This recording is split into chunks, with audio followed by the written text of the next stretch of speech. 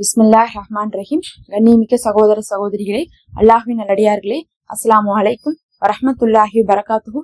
அல்ஹம்துலில்லாஹ். அல்லாஹும்ம ஸல்லி அலா முஹம்மதின் வஅலா ஆலி முஹம்மதின் வபாரிக் வஸல்லிம். இன்னைக்கு நம்ம பாத்தீங்கன்னா ஒரு சிறப்புக்குரிய ஆயத்தை பார்க்க போறோம். அதாவது சொர்க்கத்தின் பொக்கிஷம்னு சொல்லி இறக்கப்பட்ட ஒரு ஆயத்து. யார் ஒருவர் இந்த ஆயத்தை ஓதுறாங்களோ சஹருடைய நேரத்தில் அவர்களுக்கு துவாக்கள் கபூலாகும். ஏன்னா நம்ம நிறைய நேரங்கள்ல சஹர்ல என்ன பண்றோம், சாப்பிட்றோம், கொஞ்ச நேரம் ரெஸ்ட் எடுக்கிறோம், அப்படியே நியத்து வச்சுட்டு படுத்துடுறோம். அப்படி செய்யாதீங்க. சஹர் நேரங்கிறது ஏதோ ஒரு சாதாரண நேரம்னு நீங்க நினைச்சிட்டு இருக்கலாம். ஆனா அது பாத்தீங்கன்னா உலகமே தூங்கி கொண்டிருக்கக்கூடிய நேரத்துல நம்ம விழிச்சிருக்கக்கூடிய நேரம். அதுவும் ஃபஜ்ருக்கு முன்னாடி வரக்கூடிய நேரம் தான் அந்த சஹர். அதுவும் பாத்தீங்கன்னா இஸ்லாமியர்கள் இந்த மாசத்துல ஃபர்லான கடமையை நிறைவேற்றுவதற்காக எழுந்திருக்கக்கூடிய நேரம் தான் அது. எல்லா முஸ்லீம்களும் இந்த நாட்கள்ல அப்படிதான் எந்திரிச்சிருப்பாங்க. ஆனாலும் எல்லா முஸ்லீம்களும் ஏன் எந்திரிச்சிருக்காங்க, அல்லாவுக்காக எந்திரிச்சிருக்காங்க. அல்லாஹ் அந்த முஸ்லீம்களுடைய துவாவை என்ன பண்ணுவான், கபூல் செய்வான். அதனால சஹர் நேரத்துல இந்த ஒரு ஆயத்தை ஒரு முறை, எச்சா தேவையில்ல, ஒரு முறை ஓதுங்க. ஒரு முறை ஓதினால் போதும், ஏராளமான பலன்கள் இருக்கு. அந்த ஆயத்து தான் அல் பக்ரா சூராவுடைய கடைசி 2 ஆயத்து. ஆமன ரசூலுன்னு ஆரம்பிக்கும்ல அந்த ஆயத்து.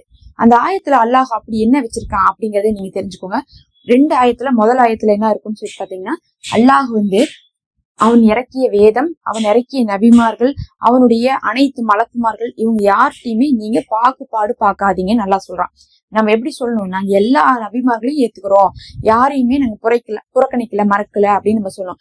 ஏன்னா நிறைய பேர் என்ன பண்ணாங்கன்னா, மூசா நபியுடைய சமுதாயத்தினர் என்ன பண்ணாங்கன்னா ஈசா நபியுடைய சமுதாயத்தினர் ஏத்துக்கல. ஈசா நபியுடைய சமுதாயத்தினர் என்ன பண்ணாங்கன்னா முகமது நபியுடைய சமுதாயத்தை ஏத்துக்கல.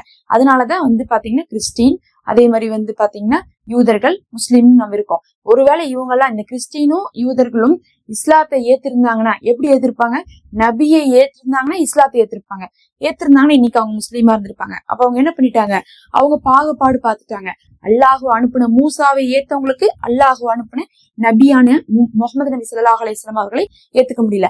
அல்லாஹுவை அனுப்புன ஈசாவை ஏத்தவங்களுக்கு நபி அவர்களை ஏத்துக்க முடியல. அப்ப மூசாவையும் ஈசாவையும் ஏத்துட்டு நபியை மறுத்துட்டாங்க. அந்த மாதிரி நாம இருக்கக்கூடாது.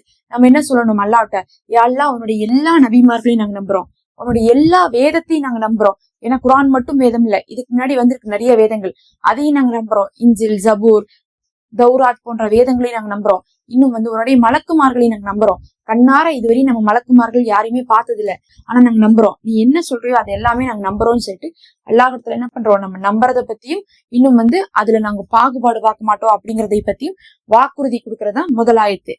அடுத்தது 2வது ஆயத்து. 2வது ஆயத்துல என்ன சொல்றோம்னா, அல்லாஹு அவரவர் சக்திக்குண்டான சோதனையை மட்டும் தான் கொடுக்குறான், அளவுக்கு மீறின சோதனையை கொடுப்பதே கிடையாது. நான் சம்பாதிச்சது எனக்கு தான், நான் என்ன செஞ்சனோ அதுக்குண்டான கூலிதான் எனக்கு கிடைக்க போகுது அப்படின்னு சொல்லிட்டு நம்ம ஒத்துக்கிறோம். எப்படி ஒத்துக்கிறோம், இது சும்மா நான் என்ன செஞ்சாலும் எனக்கு அல்லாஹ் தண்டனை தான் கொடுப்பான் அப்படின்னு சொல்லக்கூடாது. நான் என்ன செஞ்சாலும் எனக்கு அல்லாஹ் தண்டனை தான் கொடுப்பான்னு சொன்னா அல்லாஹ் நீதியற்றவன் ஆயிடுறான். அப்படி கிடையாது. நான் செஞ்சதுக்கு தான் அல்லாஹ் தண்டிக்கிறான், நான் செஞ்சதுக்கு தான் அல்லாஹ் எனக்கு நன்மை கொடுக்குறான். அப்ப எனக்கு நடக்கிறதுக்கு காரணம் நான் தான் அப்படின்னு சொல்லிட்டு நம்ம பொறுப்பேற்றுக்கிறோம். ஏத்துட்டு இன்னும் இந்த காஃபிரானவங்க அவங்க எல்லாம் இருக்காங்களே, அவங்களுக்கு எதிர்த்து எங்களுக்கு வெற்றியை கொடுன்னு சொல்லிட்டு நம்ம கேட்போம். ஏன் இது அப்படி கேட்டாங்கன்னா, அப்ப மக்கத்து குறைஷினர்களை எதிர்த்து வெற்றி பெற்றாங்க முஸ்லிம்கள், அதனால கேட்கப்பட்டுச்சு. அது மாதிரிதான் நம்ம இருக்கக்கூடிய வாழ்க்கையில கூட பாத்தீங்கன்னா, இப்ப முஸ்லிம்கள்னாவே நிறைய பிரச்சனையை என்ன பண்றாங்க, கிளப்பி விட்டுறாங்க. முஸ்லிம்களுடைய சட்டத்திட்டங்கள்ல எல்லாம் உள்ள ஊடுருவி அதை மாத்தி விட்டுறாங்க. நமக்கு முஸ்லிம்களா இங்க வாழ்றதே சில நேரங்கள்ல நிறைய நெருக்கடிகளை ஃபேஸ் பண்ணிட்டு இருக்கோம். இன்னும் சில ஊர்கள்ல எல்லாம் முஸ்லிம்களை என்ன பண்றாங்க, அடிக்கிறாங்க, துன்புறுத்துறாங்க, கரியெல்லாம் வெட்டக்கூடாதுன்னு சொல்லிட்டு ரொம்ப கஷ்டப்படுத்துவாங்க. பக்ரீத் அன்னைக்கு கறி வெட்டக்கூடாதும்பாங்க. இந்த மாதிரி நிறைய வேலையெல்லாம் பண்ணிட்டு இருக்காங்க. அப்ப முஸ்லிம்களை எதிர்க்கக்கூடியவங்க எல்லாம் இருக்காங்களே, அவர்களை எதிர்த்து நாங்க வெற்றி பெறணும் அப்படிங்கறதையும் இதுல நம்ம கேட்கிறோம். அப்ப இந்த 2 அர்த்தம் தான் இந்த ஆமன ரசூலுக்கு. இன்னும் இது சொல்ல போனா, இது மெஹராஜ் பயணம் நபி அவர்கள் சென்றார்களே, அந்த மெஹராஜ் பயணத்துல அல்லாஹ் சுப்ஹானஹு வ தஆலா கிஃப்டா கொடுத்ததுன்னு சொல்லப்படுது. இன்னும் ஒரு இடத்துல என்ன சொல்லப்பட்டுள்ளதுன்னா, நபி ஸல்லல்லாஹு அலைஹி வஸல்லம் அவர்கள் சஹாபாக்கள்கிட்ட பேசிட்டு இருக்கும்போது மலக்கு சலாம் சொல்லிவிட்டு, இதுவரையும் யாருக்கும் கொடுக்காததை அல்லாஹ் உங்க உம்மத்துக்கு கொடுத்திருக்கான் ரசூலுல்லாஹ்னு சொல்லிட்டு நற்செய்தி சொல்லி இது கொடுக்கப்பட்டுச்சுன்னு சொல்லப்படுது. அதனால இது நற்செய்தி சொல்லப்பட்டது. இன்னும் அல்லாஹுடைய பொக்கிஷத்துல சொல்லப்பட்டது. இதை ஓதுபவர் ஒரு நாள்ல ஒரு தடவை ஓதுனாலும் கூட போதும், அவர்களுக்கு சைத்தான் என்ன பண்ண மாட்டான், அணுக மாட்டான். 3 நாள் தொடர்ச்சியா அதை ஓதிட்டீங்கன்னு வச்சுக்கோங்க, உங்க வீட்டுக்கு சைத்தானே வரமாட்டான்னு சொல்லலாம். அந்த அளவுக்கு இது ரொம்ப பவர்ஃபுல், சைத்தான் வெறுக்கக்கூடியதா இருக்கு.